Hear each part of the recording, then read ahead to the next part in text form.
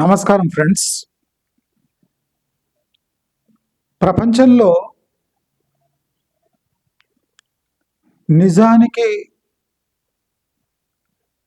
తగ్గిన విలువ ఏ వస్తువుకు, ఏ మనిషికి అంటే ఈ ప్రకృతిలో విలువ తగ్గిన విషయం ఏమన్నా ఉందంటే అది నిజం. ఆశ్చర్యం ఏమంటే ఈ నిజం యొక్క విలువ తెలిసిన అందరూ ఈ నిజాన్ని అవమానిస్తూ ఉంటారు. ఈ నిజం అన్నీ భరిస్తూ మన మంచి కోసం ఇంకా బతుకుతూ ఉంది. అంటే in spite of all the tortures, in spite of ఎన్ని అబద్ధాలు ఆ నిజంపై మోపిన ఆ నిజం ఇంకా ఆఖరి శ్వాస వరకు మన కోసమే బతికి ఉంది. నేను మన జీవితాల మీద ఒక ఇంపార్టెంట్ పాయింట్ నేను నోట్ చేయాలని చెప్తున్నాను. It is the most important thing. మనకు నిజాన్ని భరించే శక్తి లేకపోయినా, మనం ప్రస్తుతానికి నిజాన్ని ఒప్పుకోకపోయినా, మనం నిజాన్ని విస్మరించినట్టు యాక్టింగ్ చేస్తున్నా, ప్రకృతిలో నిజం ఒకటే మనశ్శాంతినిస్తుంది. నిజం ఒకటే మనశ్శాంతినిస్తుంది.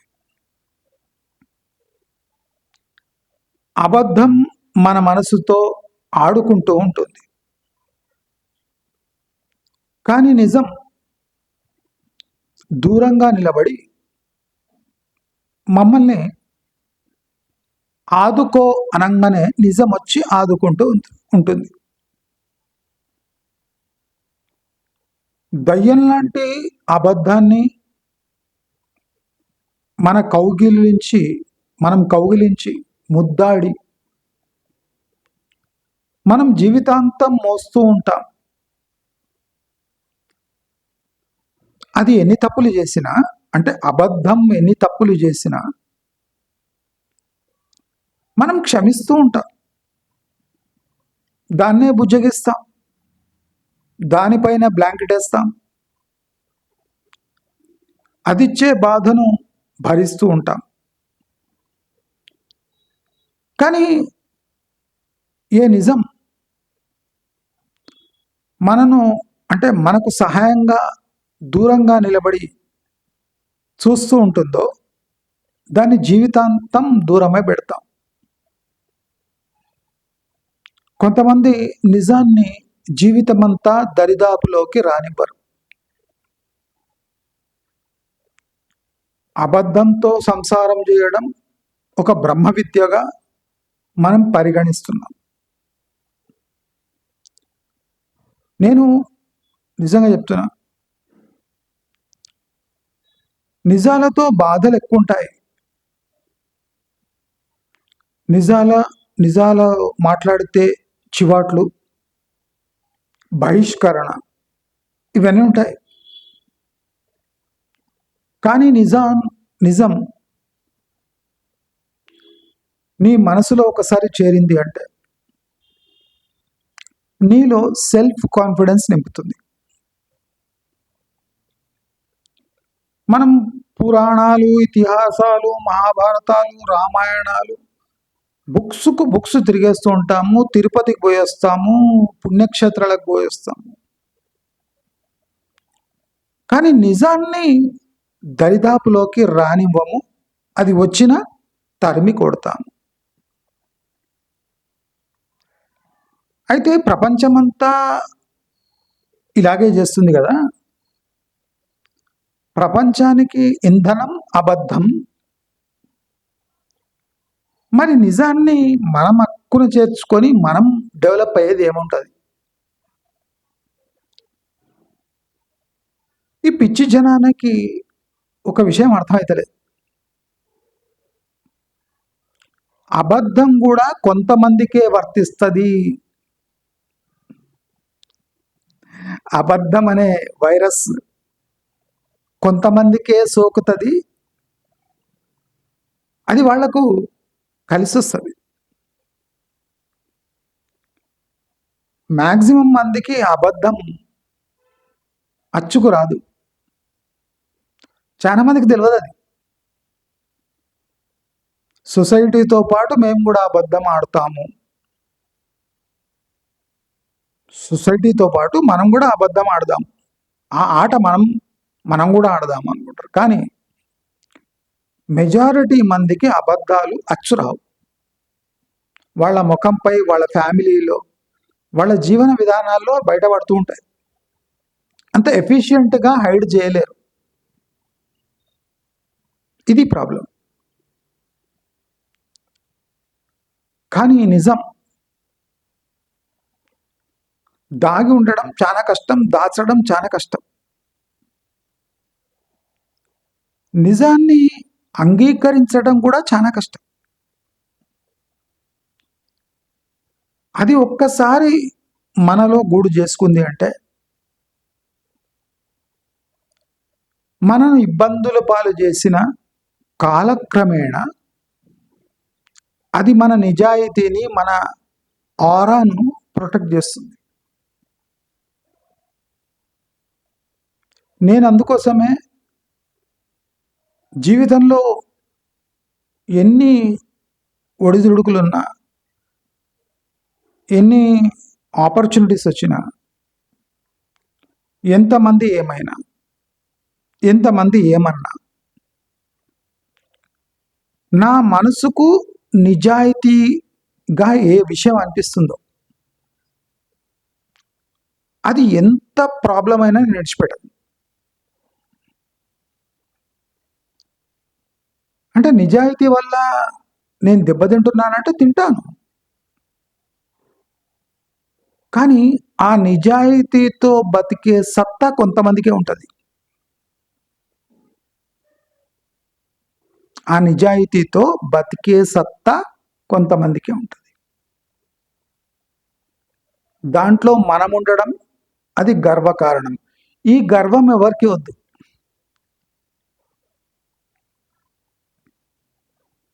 చాలా మంది ఈ గర్వాన్ని అహంకారం అనుకుంటారు. కాదండి, ఇదొక రకమైన తపస్సు. ఇప్పుడు సాధారణ జీవితంలో ఈ తపస్సులు మునులమా, ఋషులమా మనం కాదు కదా. మనం అల్టిమేట్ జ్ఞానాన్ని పొందగలమా అంటే లేదు కదా. మనం ఈ తొక్కల సంసారంలో ఉంటూ మనం కొన్ని చిన్న నియమాలు పాటించలేమా?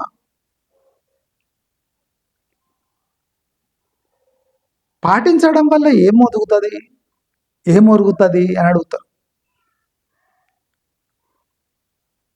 మీ దగ్గర నిజాయితీ ఉంటే 10 మంది మీ దగ్గర అంటే మిమ్మల్ని టచ్ చేయాలన్నా, మీతో మాట్లాడాలన్నా చాలా జాగ్రత్తగా ఉంటారు. అమ్మో వానితోనా మాట్లాడంగానే అన్ని నిజాలు ముఖం మీద చెప్పేస్తాడు, వానితో కొద్ది దూరం ఉండాలి అంటే ఇది మంచిదేనా అని అడగొచ్చు మీరు. మంచిది, చాలా మంచిది. ఇలాంటి వాళ్ళు గంటలు మనతో మాట్లాడే కన్నా ధైర్యం చేసి మాట్లాడేటోడే మనకు కావాలి.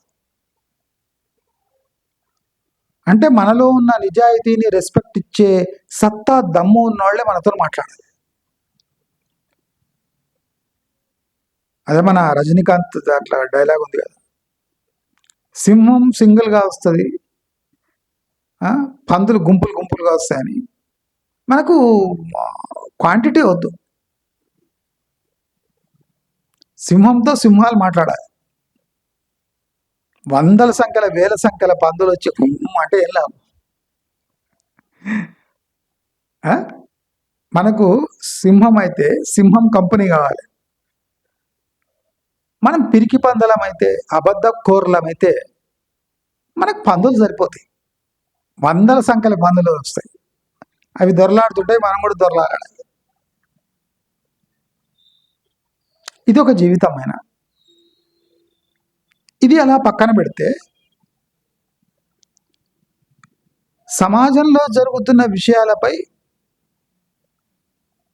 మనం ఎందుకు స్పందించాలి? మీరు ఒకటి గమనించాలి, భారతదేశం ప్రతి 10 ఏళ్లకు తీవ్రమైన మార్పులు వస్తున్నాయి.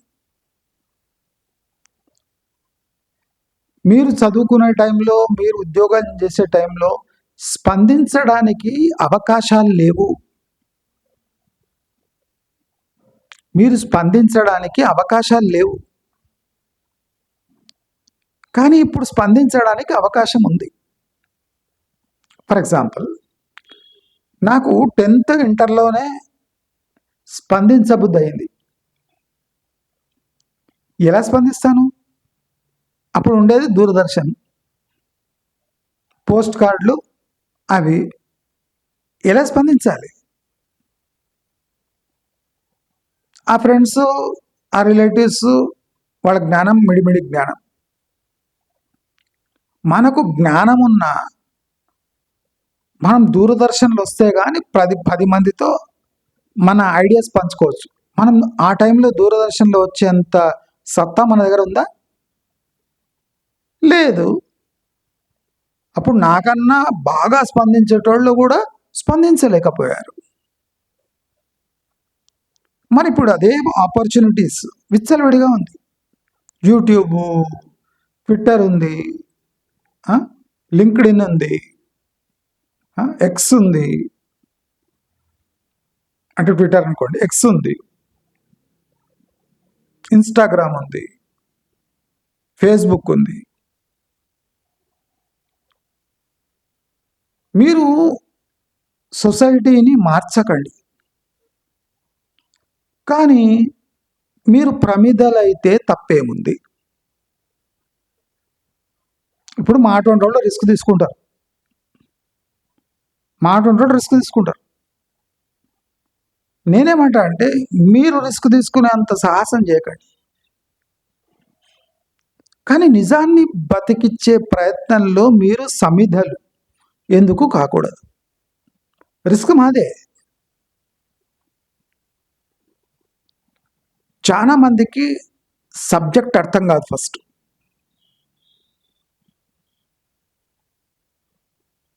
నిన్న జరిగిన ఇన్సిడెంటే, ఒక కమ్యూనిస్ట్ దేశం ఒక డెమోక్రటిక్ సెటప్లో ఇప్పుడు ఇండియా ఒక కమ్యూనిస్ట్ దేశం. నేను చాలా ఇంపార్టెంట్ థింక్ నేను చెప్తున్నా, చెవులు కళ్ళు అన్నీ ఓపెన్ చేసుకొని వినండి.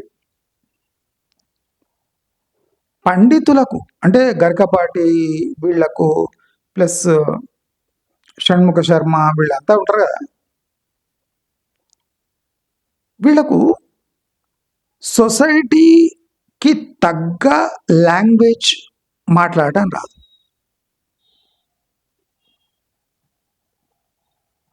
సెల్ ఫోన్ని తప్పు పట్టడం, మోడర్న్ డ్రెస్లను తప్పు పట్టడం, ఇదంతా ఒక 30 years బ్యాక్ బాగుండే. అప్పుడు సొసైటీలో ట్రాన్స్ఫర్మేషన్ వస్తుంటే మనం కట్టడి చేసే ఛాన్స్ ఉండే. కానీ ఇప్పుడు మనం డ్రెస్సు, సెల్ ఫోన్ గురించి, లేటెస్ట్ ట్రెండ్స్ గురించి మాట్లాడి వేస్ట్. డేటా గురించి, ఇంటర్నెట్ గురించి, ఫోన్ యాక్సెస్ గురించి, ఉమ్మడి కుటుంబాల గురించి, దీని గురించి డిస్కస్ చేసేది వేస్ట్. గరికపాటి కానివ్వండి, సామవేదం షణ్ముఖ శర్మ కానివ్వండి, పెద్ద వీళ్ళు కానివ్వండి, కోటేశ్వరరావు గారు కానివ్వండి, మీరు వేదాలు, మహాభారతాలు, రామాయణాలు ఉట్టంకించేటప్పుడు ఆ కాలం వేరు, ఆ కాల పరిమితులు, పరిణామాలు వేరు. ఇప్పుడున్న సంఘం వేరు. ఈ సంఘానికి ఏది ట్రాన్స్ఫార్మ్ కావడానికి ఛాన్సెస్ ఉన్నాయో ఆ ఆ మాడ్యూల్లో మీరు మాట్లాడాలి. మీరు ఇప్పుడు ఆడపిల్లల హావభావాలు, jeans, tight jeans, tight T shirts గురించి మాట్లాడి వేస్ట్. ఎవడినాడు? అయిపోయింది. సెల్ ఫోన్ వీరు పిల్లలకి ఇవ్వకూడదు, అయిపోయింది. Damage is done. ఇప్పుడున్న పరిస్థితుల్లో సమాజం ఇలా కుళ్ళిపోయింది. ఈ కుళ్ళిపోయిన సమాజంలో ఇంకా కుళ్ళకుండా మీరేమైనా చెప్పగలరా? వీళ్ళు చెప్పేది ఎట్లుందంటే, ఒక బీజం వేసే అప్పుడే మనం ఎంచక్కా ఈ బీజాన్ని ఇలా పెంచాలి, ఇలా ఫర్టిలైజర్ వేయాలి, ఇలా వేయాలి, అప్పుడు మొక్క పెద్దగా పూచి కాయలు కాసి మంచి కాయలు తినే అవకాశం ఉంది. ఇప్పుడు అట్లా కాదు. ఆల్రెడీ పూతలైపోయినాయి, కాయలైపోయినాయి, కాయలకు సారం లేదు. ఇప్పుడు ప్రపంచం ఏమడుగుతుందంటే, సారం లేని కాయలు ఉన్నాయి, ఇప్పుడు ఈ కాయలతో ఏం చేయాలి? ప్రపంచం ఏమడుగుతుందంటే, నీకు బీజం వేస్తే దానికి బయోఫర్టిలైజర్ వేయాలి, లేదా ఒక ఫంగిసైడ్ వేయాలి, అది ఎలా పెంచాలి, ఇవి అడుగుతలేదు.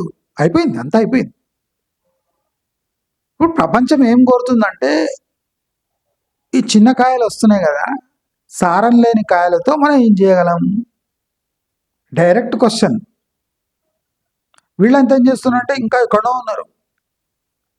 మీ దగ్గర గింజ ఉందనుకోండి, ఆ గింజని సంస్కారవంతంగా ఎలా పెంచాలి? అయిపోయింది. ఆ బీజాలు అయిపోయినాయి, మొలకలు ఎత్తినాయి, పాకినాయి, తీగలు అయిపోయినాయి, పూత పూసినాయి, అయిపోయినాయి. ఇప్పుడు ఏం చేయాలి? ఇప్పుడు షార్ట్స్లో అడుగుతుండ్రు జనాలు. ఇప్పుడు దీని పరిష్కారాలు ఏమి? దీనికి మనం జవాబు వేయడానికి సంసిద్ధంగా ఉండాలి. అంతేగాని మహాభారత కాలంలో చూసారా, ఆయన తల్లి మాట జవదాటలేదు, తండ్రి మాట జవదాటలేదు, అయిపోయింది. జవదాటుడేంది, తన్ని వెళ్ళిపోతుంది, తొక్కి వెళ్ళిపోతుంది. రాముళ్ళు, ఈ యుధిష్ఠిరులు ఎవడు లేడు. ఇప్పుడు కర్ణులు వెళ్ళి ఎవడు లేడు. కర్ణుడు కుక్క చావు వస్తుండు, యుధిష్ఠిరుడు రోడ్డు మీద తిరుగుతుండు. రాముడు లా ఉంటే అడ్రస్ లేకుండా పోతుండు, ఆస్తి మొత్తం తమ్ముడు రాపించుకొని రోడ్డు మీద దొబ్బేస్తాడు. ఎన్నేళ్ళు ఈ ఎగ్జాంపుల్? ఈ ఎగ్జాంపుల్ ఇవ్వటం వల్ల అవి కాన్స్టెంట్గా సొసైటీలో ఫెయిల్ కావటం వల్ల హిందూ మతాన్ని ఎవడు పట్టించుకుంటలేడు. విగ్రహ ఆరాధన ఒక పిచ్చి అని ఈజీగా మాట్లాడుతారు. ఎందుకంటే అవుట్డేటెడ్ సిలబస్ మీరు అంటే లేటెస్ట్ పిల్లలకు నేర్పిస్తే ఏం లాభం? ఎగ్జామ్లో ఆ క్వశ్చనే రావు. నేను మీకు క్లియర్గా చెప్తున్నా, ఇప్పుడు నేను చెప్పేది ఆలోచించండి. ఎగ్జామ్స్లో ఆ క్వశ్చనే రాదు. మీరు ఏం నేర్పిస్తుండ్రు? ఆ క్వశ్చనే రాదు. ఇప్పుడు అంతా గైడ్ పెట్టుకున్నారు. అంతా ఆ గైడ్లో ఏముంటాయి, అవే లేటెస్ట్ ఏమైనా ఉంటాయి, వస్తాయి, అంతే. సిలబస్కి సంబంధించిన క్వశ్చన్కి ఆన్సర్ చెప్పాలి మీరు. Basics of economics, basics of physics, basics of chemistry అవసరం లేదు. ఇది చేస్తే ఈ ఆన్సర్ వస్తుందా లేదా? ఇప్పుడు సిలబస్ అట్లుంది. ఆ సిలబస్కి అనుగుణంగా మీరు ఏదైనా బోధన చేస్తే చేయాలి. ఆడపిల్లలు టైట్గా వేసుకుంటే అంగంగాలు కనిపిస్తాయి అనగానే మీ మీదనే ఎగురుతారు. అక్కడ కనిపిస్తుంటాయి అన్నీ, అందరు చూసి ముసలి ముతక కూడా ఎంజాయ్ చేస్తుంటారు. కానీ తప్పు మీద అవుతుంది, ఎందుకంటే మీరు వివరించిండ్రు కనుక. అందరు దానికన్నా ఘోరంగా చూస్తుంటారు. ఇప్పుడు ఆంటీలు కూడా వెనక డీప్ బ్లౌజ్ తీసుకొని ఆమెకు అవసరమే ఉంది. కానీ మీరు అన్నారనుకోండి, ఇవాళ రేపు యువతులు, ఆడవాళ్ళు, పెళ్ళైన వాళ్ళు కూడా డీప్ బ్యాక్ డీప్ నెక్స్ పెట్టుకుంటున్నారంటే, చూసారా మా అంగంగాలను ఈ బ్రాహ్మణుడు చూస్తున్నాడు అంటే. నువ్వు చూపిస్తున్నావు తప్పులేదు, చూస్తున్నాడు, వివరించాడు. ఈయన సంస్కారం చూశారా? 10 మందికి ఉపన్యాసాలు ఇస్తాడు కానీ వాళ్ళు డీప్ కట్ కటోరీ బ్లౌజా డీప్ నెక్క ఈయన అబ్జర్వ్ చేస్తూ ఉంటాడు. వాళ్ళ హస్బెండ్ తప్ప పక్కకున్న మగవాళ్ళంతా మొత్తం ఎక్స్రే చేసేసి ఉంటాడు. కానీ ఈమె ఏం చేస్తుంది అంటే, ఇప్పుడు అగ్వా దొరుకుతాడు బాపనోడు, వీడు కరెక్ట్గా చెప్తుంటాడు, ఇలాంటి దుస్తులు వేసుకోవాలి. చూశారా ఆయన దృష్టి అంతా మా ముందరున్నవి ఎన్నుకున్న పైనే ఉన్నాయి అంటాడు. అని చూపిస్తుంటుంది, అది నిజం. మహిళల పట్ల ఈయనకు ఒక రకమైన దృక్పథం కాదు. నీ బ్లౌజ్ చూస్తే నీ మహిళలే భయపడతారు. అది చెప్పడానికి బాపనోడు భయపడతాడు. ఎందుకంటే సమాజం అంతా చూస్తుంటుంది, మస్తు బాగుందిరా ఇది అనుకుంటుంటాడు. ఆయన ఇంకా అది గుడికి వెళ్ళాలి,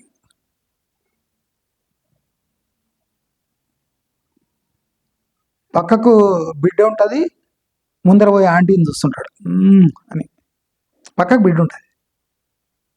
అంటే ద్వంద్వ సమాజం ఇది. ఇక్కడ సూక్తులు చెప్పిన ఎవడు కన్సిడర్ చేయరు, మహిళలే కన్సిడర్ చేయరు. మా బట్టలపై నీ హక్కు ఏముంది నీకు అంటాడు. నీ బట్టలపై నీ హక్కు కాదు. సమాజాన్ని నిన్ను ఒక స్త్రీగా చూస్తుందా, ఒక వస్తువుగా చూస్తుందా, నీ డ్రెస్సింగ్ సెన్స్ వల్ల ఇలా చేయొద్దు అని చెప్తారు. కానీ మీరేం చేస్తుండ్రు, ఆయన అంగంగాలను వివరిస్తున్నాడు అంటాడు. మనకేమొచ్చింది కర్మ, చూసుకొని ఎంజాయ్ చేసి చేసుకొని. ఇవాళ రేపు సమాజాన్ని ఒక రకంగా ఉద్ధరించగలం. ఈ డ్రెస్సులు, కటోరీ బ్లౌజులు, లో నెక్, లో బ్యాక్, వితౌట్ బ్యాక్ బ్లౌజ్ గురించి మనం మాట్లాడద్దు. పతివ్రతలు కూడా ఇవాళ రేపు అటువంటి వేసుకుంటారు. ఇవ్వడం గెలకంగా నేను పతివ్రత, నా మంగళసూత్రం చూసినా, నా మెట్టలు చూసినా, మెట్టలు సన్నగా ఉంటాయి, మంగళసూత్రం అది బ్లాక్ పూసలది ఉంటుంది. నేను పతివ్రత అంటే గట్టి అరుస్తుంటుంది, నేను పతివ్రత. అవును నీ ప్రతివ్రతవా, మరి ఇదేంది అంటే, నా హక్కు నాకు ఉంది, నేను ఏమైనా చూపిస్తా కానీ నేను పతివ్రత. వీళ్ళనేమి ఉద్ధరిస్తాం మనం? సమాజం ఎంజాయ్ చేస్తుంది. సమాజం ఏది ఎంజాయ్ చేస్తుంటుందో దాన్ని మనం తప్పు పట్టకూడదు. సమాజం దేన్ని ఎంజాయ్ చేస్తుంటుందో మందు డిస్కస్ చేయకూడదు. మందు తాగినాక మనం భక్తి ఎలా పెంచుకోవాలి? మందు తాగి రాత్రి ఫుల్ 2-3 పెగ్గులేసి పొద్దున్న లేచి దేవుడు ఆరాధన ఎలా చేయవచ్చు అంటే ఫుల్ యూస్. చూసినా, తాగినాక కూడా మనం భక్తి ఎలా పెంచుకోవచ్చు అని చెప్తున్నాడు వీడే మంచోడు. గొడ్డు మాంసం తింటే తప్పేముంది, ఆహారంలో భాగమే కదా. దుర్గాదేవి ఏ సింహంపై కూర్చుంటుంది, అదేమి పనీరు తింటుందా? అది గొడ్డు మాంసం తింటుంది కదా. ఆ గొడ్డు మాంసంపై దుర్గాదేవి కూర్చొని ఉంటుంది కదా. మరి దుర్గాదేవి వాహనం తిన్న తప్పు లేనిది మనం తింటే తప్పేమి? అందుకోసం తిండి మీద నాన్ వెజ్ తిన్నా దుర్గా సప్తశతి ఎలా చదవాలి, దుర్గాష్టకం ఎలా చదవాలి, గొడ్డు మాంసం తిన్నా పొద్దున్న లేవంగానే మనం సాత్వికంగా ఎలా పూజ చేసుకోవాలి, దాని విధి విధానాలు అనగా వందలు వేల మంది మనం ఏం కంపు పనులు చేసినా పొద్దున్న లేచి స్నానం చేసి పవిత్రంగా ఎలా యాక్టింగ్ చేయాలి దేవుడి దగ్గర, ఈ టెక్నిక్ కావాలి.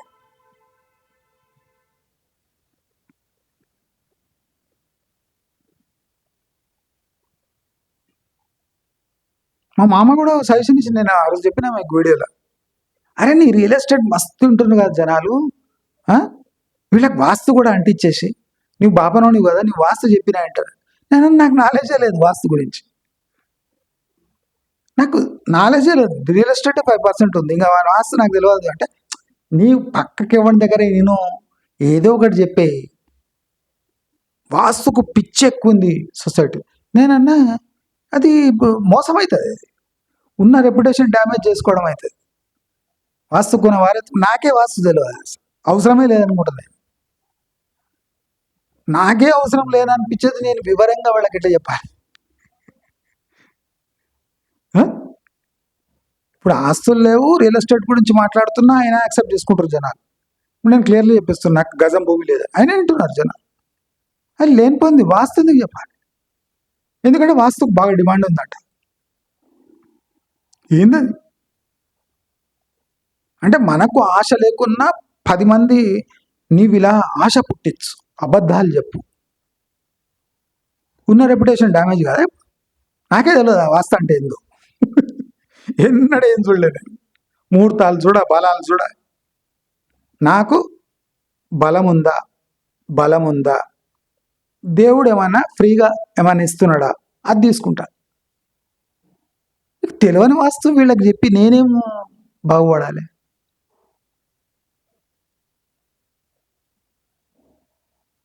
లేదా వాస్తు వాళ్ళతో టైఅప్ పెట్టుకో. ఏంది మనకు లేనిపోయిన ఐడియాలు ఇస్తారు వీళ్ళు. అంటే డెవలప్ కావడానికి మనం ఉన్న ఆడియన్స్ని ఎలా యూజ్ చేసుకోవాలి.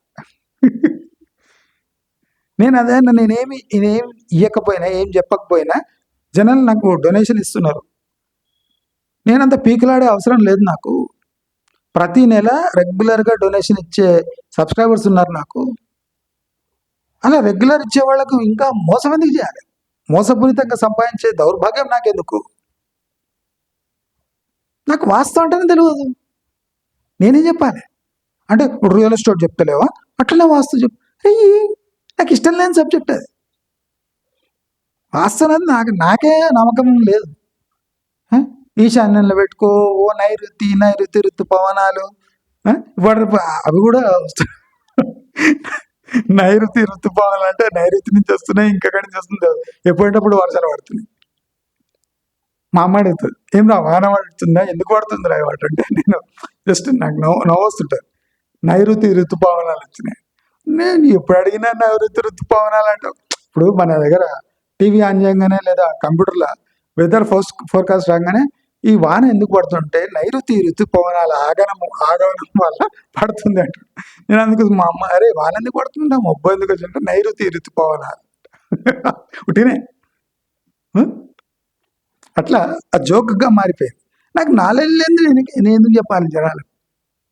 కానీ జనాలు అట్లా ఆపర్చునిటీ, టైం అయిపోతుంది, కస్టమర్స్ని పీల్చేయి, సబ్స్క్రైబర్స్ని ఏదో రకంగా గుంజేయి అంటే జల్దీగా యూజ్ చేసేసుకోవాలి. సబ్స్క్రైబర్స్ మెల్లమెల్ల పూర్తి ఇట్లా రుబ్బేసేయాలి. సబ్స్క్రైబర్ని అక్కడి నుంచి వేయాలి, ఇక్కడి నుంచి పైసలు వేయాలి.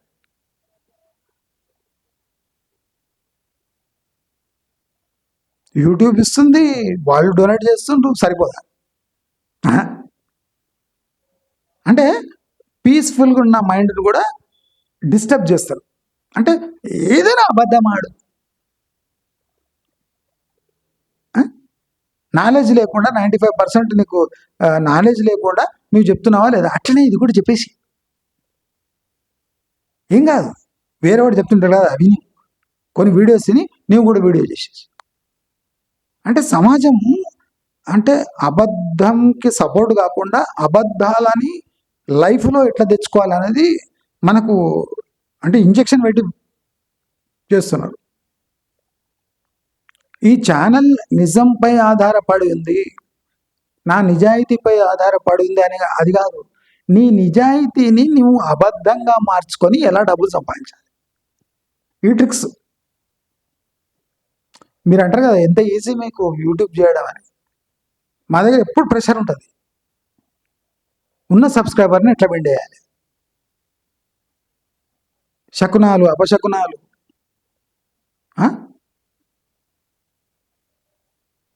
ఈ వాస్తు టిప్స్ చెప్పు అంటే క్లియర్ కట్గా నిజాయితీగా ఉన్న బ్రెయిన్ని కూడా ఈ సొసైటీ డెస్ట్రాయ్ చేయడం చూస్తుంటుంది. మనం అబద్ధాలని క్వశ్చన్ కూడా చేయము. ఇప్పుడు భట్టి విక్రమార్క ఉన్నాడు, మొన్న బడ్జెట్ ప్రవేశపెట్టాడు, అది ఏమైనా నర్సరీ పిల్లగాడు కూడా చెప్తాడు. నీ ఆదాయం 75,000 కోట్లు, నీ బడ్జెట్ 2.5 లక్షల కోట్లు. రేవంత్ రెడ్డి చెప్పింది కదా, ప్రతి నెల 15,000 కోట్లు వస్తాయి. దాంట్లో నుంచి 5,000 కోట్లు మిగులుతాయి. అంటే అంటే మనం ఎక్స్పెన్సెస్ కోసం 5,000 crores పర్ మంత్, అంటే అప్రాక్సిమేట్ 70,000 కోట్లు మిగులుతాయి. సీఎంఏ చెప్పిండు కదా, 70,000 కోట్లు సంక్షేమం కోసం, అంటే ఖర్చు కోసం, డెవలప్మెంట్ కోసం, ఇన్ఫ్రాస్ట్రక్చర్ కోసం అలొకేట్ అయినప్పుడు నీ 2.5 లక్షల కోట్ల బడ్జెట్ ఉంది, అంటే టోటల్ 3.5 lakhs, దాంట్లో 1,00,000 తీసేయి. 2.5 లక్షల కోట్లు బడ్జెట్ ఎట్లా పెడతావు? అసలు సిగ్గుండాలి అటువంటి బడ్జెట్ పెట్టడానికి. ముఖ్యమంత్రి నీ ఆదాయం 70,000 కోట్లు అని చెప్తుండు, 2.5 లక్షల కోట్ల బడ్జెట్ ఎట్లా పెడతావు?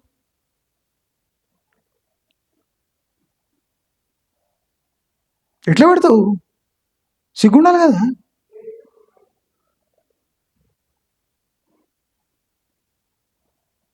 ఖర్చులు అప్పులు పోను 5,000 కోట్లు మిగులుతాయి, సంవత్సరానికి 70,000 కోట్లు, 75,000 కోట్లు అనుకో. 2.5 లక్షల కోట్లు ఎట్లా సమకూరుస్తావు? ప్రజలు అడగరా? అంటే తెలంగాణలో అక్షరాస్యత పేరుకే ఉంది, సర్టిఫికెట్లలో ఉంది. సింపుల్ క్యాల్కులేషన్ కదా, ఎవడని అడిగిండా? నీ ఆదాయం 75,000 కోట్లు, 2.5 లక్షల కోట్ల బడ్జెట్ ఎట్లా ప్రవేశపెడతావు? అంటే మిగతాదంతా భూమి అమ్ముకుంటావా? ఎన్ని ఎకరాల భూమి అమ్మగలవు నీవు ఒక సంవత్సరంలో? కొత్త పథకాలకు నిధులేవి? ఇప్పుడు 5th క్లాస్ పిల్లగాడు చెప్తాడు. నేను అందుకోసం మా ఇంట్లో ఆ రోజు జోక్ వేసిన, మా ఇంట్లో రేషన్ ఖర్చు అంటే గ్రాసరీస్ ఖర్చు 10,000, ఓకే అన్న. అంటే ఓకే ఓకే అన్నారు మా ఇంట్లో. 10,000 రేషన్ అంటే గ్రాసరీస్ ఖర్చు ప్రతి నెల, ఓకే అన్నారు. ఓకే ఓకే అన్న. నేను చెప్పిన, నేను 3 కిలోల కాజు కోసం నిధులు కేటాయిస్తున్నా, ఓకే అన్నారు. 2 కిలోల బాదాం పప్పు కోసం నిధులు కేటాయిస్తున్నా, సరే అన్న. అయినాక పిస్తా కోసం నేను 2 కిలోల కోసం నిధులు కేటాయిస్తున్నా అని, ఇంకా 2-3 అన్న, కిష్మిష్ కోసం దానికోసం అనగానే, అరే ఇక్కడికే బడ్జెట్ అయిపోయింది, ఇంకా అన్నము, పప్పు, రవ్వలు, పాలు, పెరుగు, బిల్లులు, ఇవన్నీ ఎట్లా అంటే కేటాయిస్తా అంటే నీ దగ్గర ఉన్నవే 10,000, మళ్ళీ ఎట్లా కేటాయిస్తావు? ఆల్రెడీ కాజుకు 3 కిలోల కాజాను అక్కడనే 3,000 అయిపోయాయి, బాదాము అక్కడనే 6-7 అయిపోయాయి, పిస్తా 2 కిలోలు అంటే అక్కడనే 8-10 అయిపోయాయి. మరి బియ్యం ఎట్లా, రవ్వ ఎట్లా, దానికి కేటాయింపులు ఎక్కడ అని అడిగారు. నేనున్న బియ్యంకి 12 రూపాయల కిలో రేషన్ బియ్యం కేటాయిస్తున్నాగా. ఇంకా పప్పులు, అవి ఉప్పులు, పప్పులు, నూనెలు, ఇవన్నీ బడ్జెట్ కేటాయిస్తా ఆగు అన్నాడు. నిధులేమో 10,000 అంటే మళ్ళీ ఎట్లా నేనన్నా, ఇప్పుడు ఇదెంత గలీజ్గా ఉంది. నీ ప్రతి నెల 10,000 ఖర్చు, నేను 3 కిలోల కాజుకు నేను నిధులు కేటాయిస్తున్నా, 2 కిలోల పిస్తాకు నేను నిధులు కేటాయిస్తున్నా, కిమియా డేట్స్కి నేను 3 కిలోలు కేటాయిస్తున్నా, ఆలివ్ ఆయిల్కి నేను 5 లీటర్లకు కేటాయిస్తున్నా. అరే ఉన్నవే 10,000, దాంట్లో నువ్వు ఆలివ్ ఆయిల్ ఎక్కడ తింటావు? 3 కిలోల కాజు ఎక్కడ తింటావు? కేటాయిస్తున్నా అంటే ఆదాయం లేని కేటాయి ఎట్లా ఇస్తారు? నేనన్నా, ఇప్పుడు నేను ఇట్లా చెప్పంగానే మీరు ఎట్లా స్పందిస్తున్నారు? భట్టి విక్రమార్క అసలు ఏం లాజిక్ లేకుండా ఒక స్టేట్ ఫైనాన్స్ మినిస్టర్గా లేచి అసెంబ్లీలో బడ్జెట్ అంత విచ్చలవిడిగా చదువుతుంటే ఎవడికి మాటలు. 75,000 నికర అంటే మిగులు, డెవలప్మెంట్ మిగులు నిధులతో 2.5 లక్షల కోట్ల బడ్జెట్ ఎట్లా మెయింటైన్ చేస్తావు? జవాబు లేదు. మళ్ళీ అన్ప్లాన్డ్ బడ్జెట్ ఎక్స్పెండిచర్గా ఉంటుంది.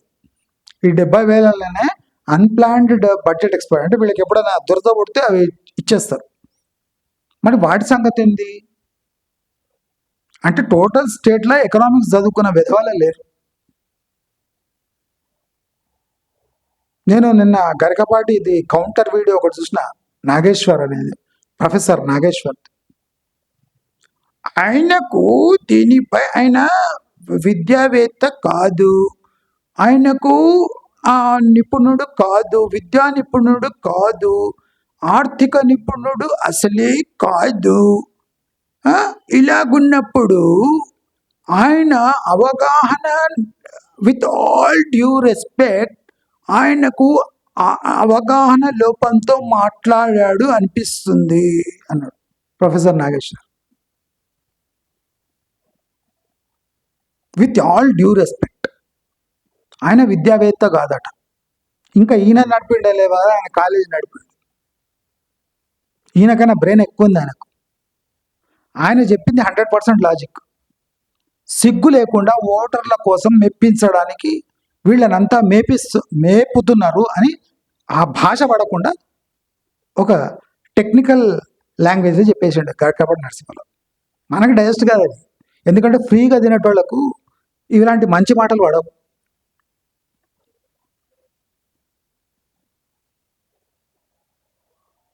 నేను ఎమ్మెల్సీ ఉన్నప్పుడు బీబీ నగర్ భువనగిరిలో ఒక స్కూల్లో వెళ్ళినప్పుడు ఒక 4 ఏళ్ల బాలుడు ఒక చేతిలో గిన్నె పట్టుకొని స్కూల్కి వచ్చాడు. 4 ఏళ్ల బాలుడు ఎందుకు వచ్చాడబ్బా అని చూస్తే, ఇక్కడెక్కడ మధ్యాహ్నం భోజనం పెడితే తాను కూడా తినొచ్చు అని ఎదురు చూస్తుంటే నా కళ్ళలో, నా ముడ్డిలో నీళ్లు తిరిగాయి అన్నాడు. నువ్వేం చేయి, స్కూల్లో అన్ని బంద్ చేసేసి మధ్యాహ్న అన్నదాన సత్రాలు అని పెట్టండి, స్కూల్ అని తీసేసేయండి. ఎందుకంటే అక్కడ ఎడ్యుకేషన్ వద్దు, బుక్స్ వద్దు, నీ క్వాలిటీ ఆఫ్ ఎడ్యుకేషన్, ఏం సబ్జెక్ట్స్ ఉన్నాయి, ఇది చెప్పాలా, ఎప్పుడు చెప్పాలి అనేది ఏ ప్లానింగ్ లేకుండా, ఆ లెసన్ ప్లాన్లలో ఏం రాస్తారో టీచర్స్ నాకు తెలిసనే లేదు. అన్ని గుడ్లు, అరటి పండ్లు, అన్నము, చిత్రాన్నము, చిక్కీలు, పెరుగు, ఇదేనా మీరు రాసేది? ఒక లెసన్ ప్లాన్ ఉంటుంది, ఇయర్ ప్లాన్ రాయాలి, వీక్లీ ప్లాన్, మంత్లీ ప్లాన్ ఉంటుంది. దాంట్లో టీచర్లు ఏం రాయాలి? ఫలాని గుడ్లు తిండికి పెట్టాం, ఫలాని పప్పు పెట్టాం, ఫలానా అన్నం పెట్టాం. ఇదా మీరు లెసన్ ప్లాన్? స్కూల్ అంటే ఏంది? విద్యను పొందే ఒక ఇది.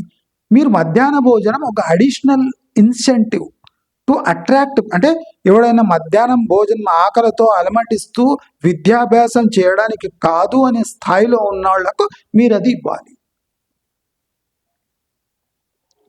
ప్రతి పండుగకు వేల కోట్ల మద్యం దాగే సమాజానికి మీకు రూపాయికి బియ్యం ఇవ్వడం అపరాధం. అదే కాకుండా మధ్యాహ్న భోజనం కాకుండా ఇప్పుడు పొద్దున బ్రేక్ఫాస్ట్ గ్లాసుడు 3 రోజులు పాలట, 3 రోజులు అంబలట, రాగంబలట.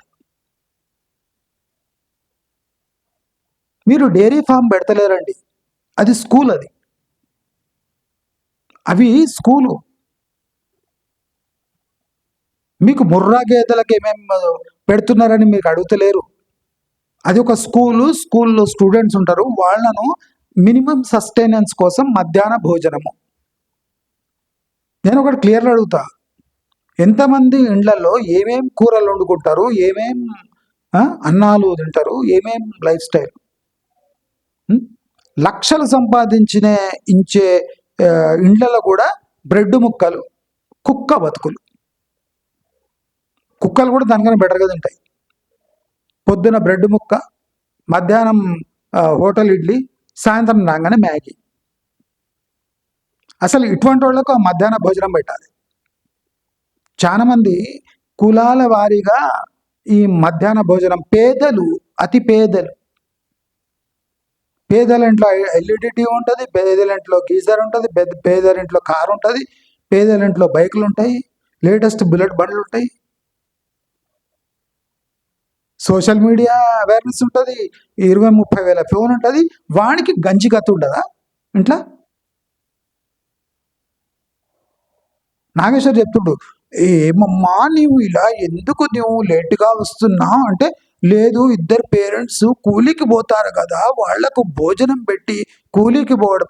మరి కూలీకి పోయేటాడు పిల్లల గురించి ఆలోచిస్తే ఒకడే పోవాలి కూలీకి, కానీ డబ్బులు సరిపోవు కదా, ఇద్దరు కూలీకి పోయినవాడు ఎవడో దొరికితే వాడు గంజే తాగాల్సి వస్తుంది. పేరెంట్స్ వండి పెట్టలేరని స్కూల్ దాని బాధ్యత తీసుకొని స్కూల్ వండుకుంటూ పెట్టాలనా? అంటే స్కూల్ ఏం వంట చాలనా?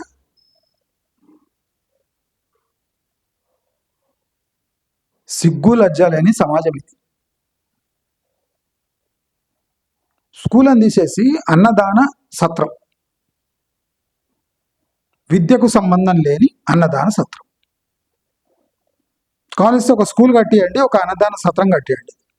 చాలా మంది అన్నదాన సత్రానికి వచ్చి వెళ్ళిపోతారు. అంటే మీకు విద్యకున్న ప్రాముఖ్యత తెలవాలంటే ఒక స్కూల్ కట్టండి, ఒక అన్నదాన సత్రం కట్టండి. అక్కడ మీరు గుడ్లు పెడతారో, చికెన్ పెట్టుకుంటారో, పాలు పెడతారో, రాగిజావ పెడతారో పెట్టండి. అందరూ ఆ అన్నదాన సత్రానికి వచ్చి తినేసి వెళ్ళిపోతారు ఇంటికి. ఎవడు చదువు దిక్కు చూడని కూడా చూడడు. ఇది నా గ్యారంటీ. మీరు స్కూల్లో పెడుతున్నారు కనుక అక్కడ వచ్చి ఉట్టినట్లు కూర్చుంటున్నారు.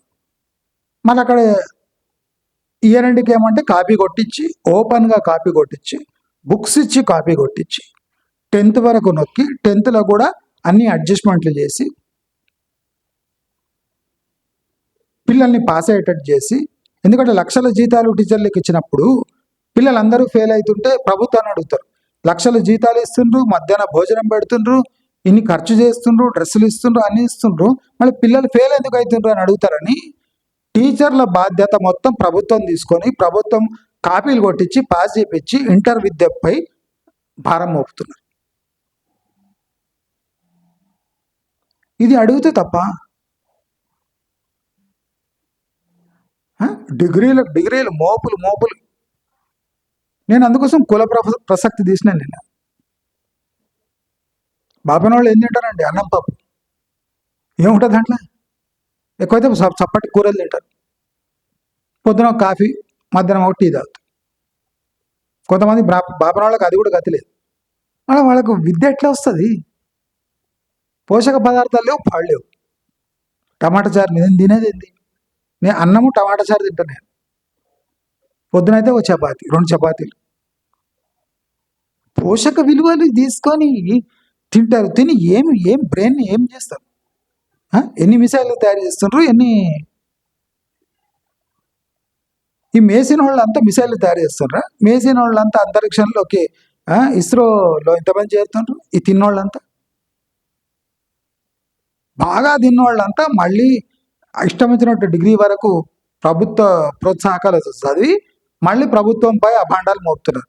ఇంత డిగ్రీ తెచ్చుకొని ఇంత కష్టపడి చదివితే జాబ్సే లేవు అని అశోక్ నగర్లో లైబ్రరీలో మొత్తం హౌస్ఫుల్. మీకు ఇటువంటి వాళ్ళే కావాలి, ప్రభుత్వానికి కూడా ఇట్లా హౌలేవాళ్లే కావాలి. మాలాంటి వాళ్ళు వద్దు. మా కష్టంతో మేము చదువుకొని మా బుర్రలతో మీ రిజర్వేషన్ లేకపోయినా, మీరు మధ్యాహ్నం భోజనం పెట్టకపోయినా, కిమ్మనకుండా సమాజంలో ఒక భాగమైపోతుంటే మీకు అబ్బుతలేదు.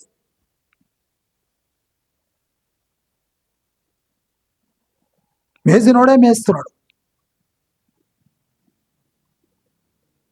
బక్కగా ఉన్నాడు వాడు హాస్టల్లో చేరుతాడు, దొడ్డుగా బయటికి వెళ్తాడు. ఏం చేస్తాడు దొడ్డుగా?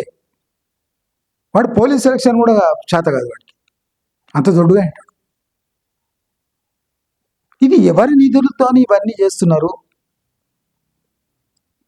నేను 6,000 కోట్లు కేటాయిస్తున్నా. ఎందుకు కేటాయిస్తావు? వాళ్ళ జనాభా అయింది, వాళ్ళు ఎంతమంది చదువుకుంటున్నారు, వాళ్ళ క్రిమి లేయర్ ఎంతమంది ఉన్నారు? ఆల్రెడీ గవర్నమెంట్ జాబ్స్ ఉన్న పేరెంట్స్ లేరా వాళ్ళ దాంట్లో? క్రిమి లేయర్ లేదా? నేను 6,000 కోట్లు కేటాయిస్తున్నా, 3,000 కోట్లు. అక్కడ ఇన్కమే 70,000 కోట్లు ఉంది, నువ్వు 3 లక్షల కోట్లు కేటాయిస్తున్నావు. ఎట్లా కేటాయిస్తావు? ప్లేట్లో ఒక చపాతీ పెట్టుకొని నీకు 2 చపాతీలు కేటాయిస్తున్నా, నీవు 3 చపాతీలు తీసుకో, నీవు ½ కిలో కూర వేసుకో, నీవు చికెన్ బిర్యానీ తిను. నీ దగ్గర ఉన్నదే 50 రూపాయల నోటు. నీవు వానికి 2 చపాతీలు, వానికి 5 చపాతీలు, వానికి చికెన్ బిర్యానీ, వానికి చికెన్ పరోటా, వాడానికి ఐస్ క్రీము. ఏం రాని దగ్గర ఉన్నదే 50 రూపాయలు అని గ్రహించలేని దరిద్రపు సమాజం అన్నది.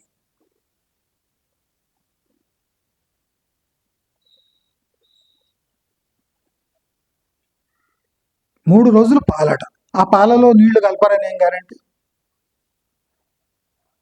ఈ ఎవడి సొమ్ముతో ఈ దానాలు జరుగుతున్నాయి? అగ్రకులాల అహంకారం. అరే ట్యాక్స్ కట్టినప్పుడు ప్రశ్న అడిగితే తప్ప మీరు ₹1 ట్యాక్స్ కడుతున్నారా? లేదు, మొత్తం బుక్కుడే. ట్యాక్స్ కట్టిన వాడు అడుగుతాడు, నా ట్యాక్స్ డబ్బులు ఎందుకురా వేస్ట్ చేస్తున్నావు? మా పిల్లలకేమో మా ఫుల్ ఖర్చులతోని రోజు ₹60, ₹70 పెట్టి లీటర్ పాలు తేవాలి. వాడికి గతే లేదు. వాడు మంచి దర్జాగా వచ్చి పొద్దునొచ్చి ఒక పెద్ద గ్లాసుడు పాలు తాగి రాగి జావ తాగి మధ్యాహ్నం ఫుల్గా గుడ్లు వేసి తిని రిజల్ట్ ఏమొచ్చిందిరా అంటే 0. అప్పుడు ఏం చేపిస్తారంటే ప్రభుత్వమే కాపీ కొట్టించి పాస్ చేపిస్తారు. వాళ్ళు ఎక్కడ పోతారు? ఇంటర్లో పోతారు. ఇంటర్లో మళ్ళీ అంటే ఇంటర్ గట్టిగా ఉంటే కఠినమైన ఎగ్జామ్ ఉంటే ఫెయిల్ అవుతారు. ఆ ఫెయిల్ అయినవాడు ఏం చేస్తాడు? 10th based government jobs ఎత్తుతాడు. అక్కడ రాకపోయేసరికి మళ్ళీ ప్రభుత్వంపై ఏడుస్తారు. అంటే మనం ఎక్కడ పోతున్నాం? ఒక బడ్జెట్ ఇంత ఘోరంగా ముఖం మీద చదువుతుంటే మనం కిమ్మనకుండా నీ బడ్జెట్ ఎంత, నీ చేతిలో ఉన్న డబ్బు ఎంత, నీ అప్పు ఎంత, అప్పులు తీర్చినాక మిగిలేదంతా,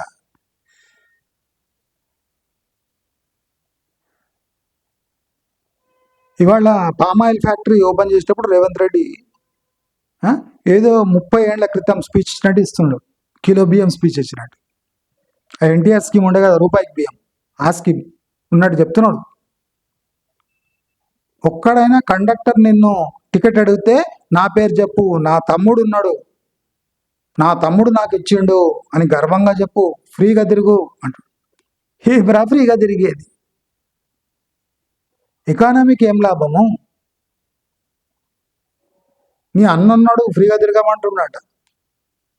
ఇది కమ్యూనిస్ట్ కంట్రీ కాదురా, ఇది డెమోక్రటిక్ సెటప్. ఇది డెమోక్రసీతో గెలిచి కమ్యూనిస్ట్ సెటప్ని చేసే దౌర్భాగ్యపు లీడర్స్ మనకు దాపరిచ్చారు కనుక మన తెలంగాణ నాశనం అయితే చూస్తూ ఉండాలి. వీళ్ళు బోర్డు స్పీచ్లు వింటూ ఉండాలి.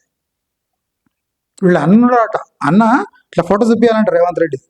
ఎవరైనా పైసలు అడిగితే బస్సులో, ఇగో మా అన్న ఉన్నాడు, మా అన్న ఫ్రీగా ఇస్తుండు, నేను తిరుగుతాపో అని చెప్పాలట. అది గర్వంగా చెప్పుకోవాలట. ఇటువంటి చీఫ్ మినిస్టర్లు నేను చూడలేను. ఎవరి డబ్బు? మీ అన్నదమ్ముల, మీ భూమి నుంచి వచ్చిన డబ్బులు కావి. ప్రజల ట్యాక్స్ డబ్బుతో మీరు ఫుట్బాల్ ఆడుకుంటారు. ఇది ప్రశ్నించద్దు. నువ్వు గుడ్లు పెట్టు ఒక అనాలే, చికెన్ పెట్టు ఒక అనాలే. ఒక వెజిటేరియన్ వ్యక్తి అహర్నిశలు కష్టపడి ట్యాక్స్ డబ్బులు గవర్నమెంట్కి కడితే ఆ ట్యాక్స్ డబ్బులు తీసుకుపోయి అర్హత లేనివాడికి చికెన్ పెట్టినా నోరు మూసుకొని కూర్చోవాలి. వీడికి చికెన్ లేదు, నూనె కూడా ఉండదు వీడికి ట్యాక్స్ కట్టేటానికి. వాడు కష్టపడాలి, సంపాదించాలి, తినాలి, ట్యాక్స్ కట్టాలి. ఎవడు ట్యాక్స్ ఎవడు కట్టాడు వాడు చికెన్ తినాలి, గుడ్లు తినాలి. రేపు కళ్ళు సారా కూడా పోస్తారు. చెప్పుపో, మీ అన్న సారా ఓపిస్తుండు, తాగుపో. మీ అన్న సీసా బీర్ బాటిల్ ఇప్పిస్తాడు, దానికో రేషన్ కార్డులాగా నేను ఇచ్చిన, తాగుపో. ఇది ఒక ముఖ్యమంత్రి. ఎవడి ఉచిత పథకం? ఉచిత కాదు అది, ఖర్చు పెట్టి ఉచితంగా ఇవ్వటం. ఇది ఉచిత పథకం కాదు, అనుచిత వ్యవహారం నుంచి పుట్టిన పథకం ఇది. దీన్ని ప్రశ్నించకూడదు, గర్వంగా చెప్పుకోవాలి ర్యాలీస్లో. కోడంగల్లో మీ అన్న ఉన్నాడు, ఉచితంగా తిరుగుపో. కోడంగల్ నీవెవడు? ఇవ్వండి పైసలతో తిరిగిపో అని చెప్తున్నావు. ట్యాక్స్ పేయర్ మనీతోని సబ్సిడీలు ఇచ్చి విచ్చలవిడిగా తిరిగిపో అని చెప్తున్నాడు ముఖ్యమంత్రి. ముఖ్యమంత్రి ఏం చెప్పాలి? కష్టపడి మీరు సాగు చేయండి, ఇండస్ట్రీస్ పెట్టండి, బాగుపడండి, దానికి నేను డబ్బులు ఇస్తా అనాలి. కానీ మీరు రోడ్డు మీద తిరిగిపో, మీ అన్న ఉన్నాడు, మీ అన్న ఫోటో చూపించండి. ఇంకా తెలంగాణ బాగుపడే ఛాన్సే లేదు, నేను రాసిస్తా. మనం చేతులారా మనం లిటరేట్ అయి ఉండి ఇటువంటి చీఫ్ మినిస్టర్స్ని మనం చూస్తున్నాం, మనకు పాలించే మనం అవకాశం ఇస్తున్నాం అంటే ఇది మన కర్మ. లాస్ట్ టైం ఒకడిని ఎన్నుకుంటే వాడు మొత్తం నాకేసి ఒక పెద్ద ప్రాజెక్ట్ కట్టేసి నాకేసి ఫామ్ హౌస్లు చేసుకొని తొంగు నడబోయాడు. నెక్స్ట్ రోడ్ వచ్చిండైతే ఫ్రీ ఫ్రీ ఫ్రీ ఫ్రీ. దయచేసి ప్రజలందరూ ప్రాక్టికల్గా ఆలోచించాలి. మీరు కులపరంగా పోతే మీకు కులపరంగా ఎదురు దెబ్బలు తగ్గుతాయి. ఆర్థిక పరంగా ఎవడు ఆలోచిస్తున్నాడు? కులపరంగా నీకు నాకు ఎంత వస్తుంది, నాకు 3 గ్లాసులు పాల, నీకు. ఇప్పుడు ఫార్వర్డ్ కాస్ట్ వాళ్ళు పొద్దున్నే నీళ్ళ చాయ్ తాగుతాడు. ఎవడు గతి లేనివాడు స్కూల్కి పోయి మంచి గట్టి చిక్కగా ఉన్న గ్లాస్ పాలు తాగుతాడు. ఎవడు మండదా? మండకూడదా? మనుషులం కాదా మేము? మా పిల్లగాడిని పంపిస్తా గవర్నమెంట్ స్కూల్కి. పొద్దున పోయి ఒక మంచి చిక్క గ్లాస్ పాలు ఇస్తారు, నువ్వు తాగిపోగారా, నేను ట్యాక్స్ కడుతున్నా కదా తాగిపో అంటే ఇస్తాడా? ఇయ్యడు. ఎవరి గతి లేదో వానికే, ఎవరు ట్యాక్స్ కట్టాడో వానికే చిక్కటి పాలు. ట్యాక్స్ కట్టేటోనికి నీళ్ళ చా. ఇది బెస్ట్ ఎగ్జాంపుల్. దీనికైనా మొక్క మీద తూ అని ఉమ్మేస్తుంది, ఇంకో వర్డే లేదు. ట్యాక్స్ కట్టేటేమో నీళ్ళ చాయ్ తాగాలి ట్యాక్స్ కట్టి. ట్యాక్స్ కట్టకుండా బాగా ప్రభుత్వం కూడు మేసేటాడేమో పొద్దున్న లేవగానే వాళ్ళ బాబు చిక్కటి పాలు తాగాలి. రేపు ఇంకా బోన్విటా బూస్ట్ కూడా ఇస్తాం. ఒళ్ళు మండదా? ఎందుకు మండకూడదు? సిగ్గులేని బతుకులు కావా ఇవి? సొమ్ము ఒకడిది, సోకొకడిది. దయచేసి సమాజం మేల్కొనాలి. రెవల్యూషన్స్ ఇటువంటి టైంలోనే వస్తాయి, జాగ్రత్తగా ఉండండి. నాయకులు ఈ టైంలోనే పుడతారు. దయచేసి అందరూ ఇలాంటి ఇల్లాజికల్ థింగ్స్ని ఎడ్యుకేటెడ్ పీపుల్ అయి ఉండి ఎదుర్కోకపోతే మన దేశానికి, మన రాష్ట్రానికి భవిష్యత్తు లేదు లేదు లేదు అని చివరిగా చెప్తూ నమస్కారం.